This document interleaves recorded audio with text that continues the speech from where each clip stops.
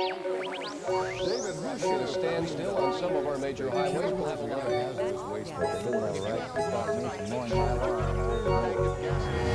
I'd like to start off today by introducing you to Sassy and Neutro Frezza, two completely polar opposites that complemented each other so perfectly and just created a force that drew in everyone around them.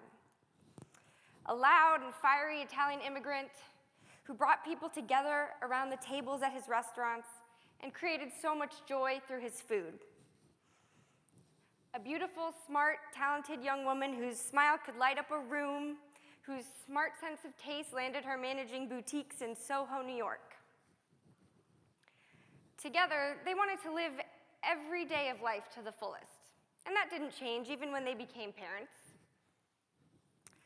With their daughter, they built lives in Jamaica and New York, traveled, hung out with rock stars. They were good people and good parents. Though unconventional in their parenting style, sleepovers on school nights, staying up late at reggae concerts, they were good parents. They were my parents. But in 1996, they were taken from us far too soon when they lost their battle with AIDS. It took me a really long time to be able to say that out loud, let alone to an auditorium full of people. And not because I don't like talking about them, I really do, but because honestly, I was ashamed. And shame is a powerful thing that shadowed a good part of my life up until now. The definition of shame is a painful feeling arising from the consciousness of something dishonorable, improper, or ridiculous done by oneself or another. And though this definition may sound so simple, this emotion is so significant, it continues to fuel an international health crisis. Sure, we've come a long way, but let's be honest, the stigma around HIV/AIDS is still a very, very real issue. UN Secretary General Ban Ki-moon once said, "Stigma is the chief reason the AIDS epidemic continues to devastate societies around the world." Think about that. Not medical advancement, not lack of treatment options, but purely embarrassment and the fear of being judged. Now, I can't speak for my parents, but as a parent myself now, I know that they had to feel this in some form or fashion. I can see it in the decisions that they made. Most notably, their decision to keep their diagnosis a secret from me for the remaining 7 years of our lives together. And their decision to continue to try to isolate me from their reality by sending me away, in their final days when they knew they were dying, robbing me of any real chance to say goodbye. And I know they were protecting me, but it probably did more damage than good in the long run. Author Jane Middleton Moss once said of shame, "It's the root of dysfunction in families." And we certainly felt our fair share of that. My aunt didn't tell me the truth about my parents until I was 14 years old. So they had kept secrets from me, my family had kept secrets from me, and now I was just angry at everybody because I kind of had to grieve for them all over again, but in secret. And not because I was asked to, because I never was, but I was never really encouraged not to. My family never did an AIDS walk. We never wore red ribbons. There's no quilt patch with my parents' names on it. My poor grandma still can't even say the word AIDS out loud. And though I'm not proud of it, I let that overcome me too. As you can imagine, this was particularly hard as a teenager. So I just continued to tell people that my parents died of cancer. And if you know how the virus works, it wasn't a complete lie. It just wasn't a comfortable conversation for me. So I sat quietly through sex ed and health classes while, classmates muttered jokes under their breath. And I worried about silly, stupid teenager things like, well, if boys knew, would I ever have my first kiss? Would they believe that I'm not HIV positive? Yeah, 25% of babies born to untreated mothers are, but for some reason, that just wasn't in the plan for me. But I just didn't think that they would be mature enough to understand. As I got older and matured a little bit myself, I started to be able to open up to an occasional friend here and there. Maybe, a coworker after a shot of tequila at happy hour. But it still wasn't easy. AIDS, that's so heavy. When you say cancer, you just get sympathy. Oh, I'm so sorry. When you say AIDS, you get, oh, just kind of the deer in the headlights. And there's the questions, well, how do they get it? Is she positive? And of course, they don't ask these things out loud, but they're thinking them. So you feel the need to answer them and defend, and it just becomes this emotionally exhausting exchange. And you really just walk away feeling like all you did was put a really big damper on their Taco Tuesday. So, although it never felt quite right, it just felt easier to keep the burden of secrecy on myself rather than feeling like I was, burdening someone else with my personal saga. And that's how it was for me for a really long time, until recently, when something changed. On March 20th, the New York Times posted this article. Adult children of AIDS victims bring their memories out of the shadow. It was about an event in New York City hosted by a group called the Recollectors. It was started by two amazing women, Alicia Abbott and Whitney Joyner, who both lost their fathers to AIDS. And when they were brought together by chance, they came to this brilliant realization. We can't be the only ones out there. And they weren't. And I'm going to read a quote from their website because I think they just summed it up so perfectly. When AIDS emerged in the US decades ago, there was a collective cultural assumption that the disease primarily affected gay men who had no children. But that was never true. Men and women of all sexual identities, income levels, and cultural backgrounds contracted HIV, and in a variety of ways.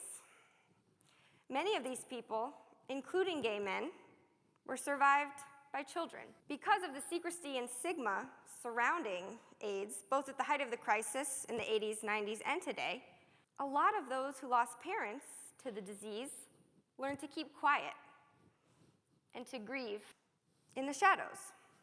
So Alicia and Whitney started this group to bring together these adults with these shared past experiences. Now, when my husband stumbled across this article on Twitter, which is a small miracle in itself because his feed mostly consists of sports updates and modern Seinfeld quotes, I know for sure he had no idea what a profound impact it was going to have on me. It's human nature, I think, the need to relate to others and have them relate back to us. Think of how many online communities and offline groups exist for just that purpose. And it's so funny because when I became a mom 2 years ago, I felt that need to connect so strongly. I felt myself, I found myself engaging in all sorts of interest groups, around all aspects of motherhood, breastfeeding moms, working moms, nursing in public moms, I refused to cut my son's hair moms. I was just so drawn to being a part of these tribes, hashtag long hair don't care, right? But in this phase of my life when I was searching for community, or really any time before, not once, it never once dawned on me to try to seek out a community in support of one of the most traumatizing things that ever happened to me, losing both my parents less than 2 months apart at the age of 10 to AIDS. So when I found the Recollectors, I found something I didn't even know I was looking for, but that I so desperately needed. So after I read the article, I went to the website, and I started reading story after story from people just like me. They went through the same emotional conflicts of my childhood. Some lost one parent, both parents, a parent and siblings. They struggled with secrecy and isolation as I did. Some were asked to keep their parents' disease a secret, as well as a parent's homosexuality secret on top of that. And I just couldn't stop reading these stories, and the tears were just rolling down my face. Because for every story I read, I just began to feel that burden lessen. When I reached out to Whitney and Alicia to share a little bit of my personal story with them, they invited me to join the private Facebook group, where the Recollectors welcomed me, as they do all new members, with open arms. And I'm so glad, because now almost every single day I get to read new stories and memories that I can directly identify with. I really think becoming our true selves in life is a series of experiences. You know, becoming a wife and a mother, obviously those were big ones for me. But this was definitely a missing puzzle piece. It gave me the ability to only feel proud of my parents and not ashamed of them. And it gave me the courage to tell my story instead of hiding behind it. And it's so wonderful to see this group grow every day. I think up to 135 people now, banding together, designing t-shirts, building AIDS Walks teams, sharing their memories through the StoryCorps initiative. And there's going to be more public sharing, more events, and really just more celebration of too many memories that got brushed under the rug for too long. And I'm so glad for that, because in addition to openly mourning the hard parts, you want to be able to look back and laugh at them too.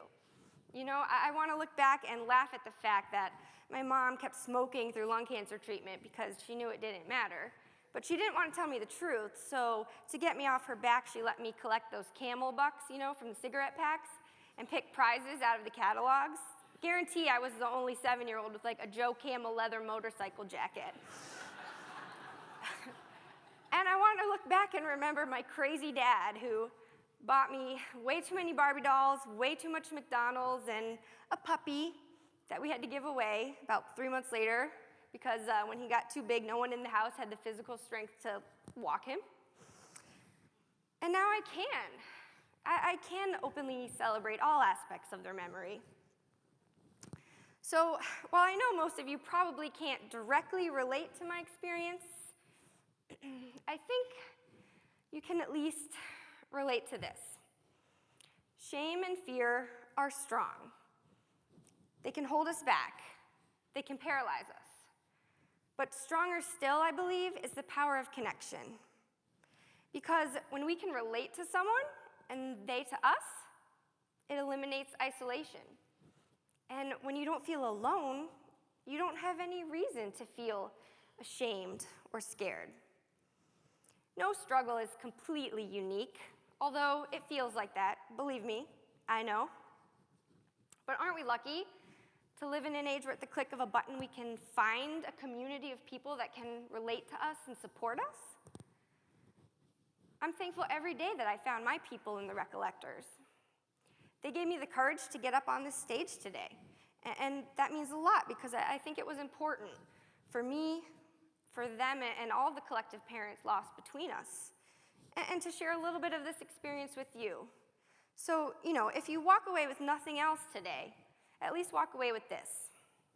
Shame has no place in defining who we truly are. Thank you.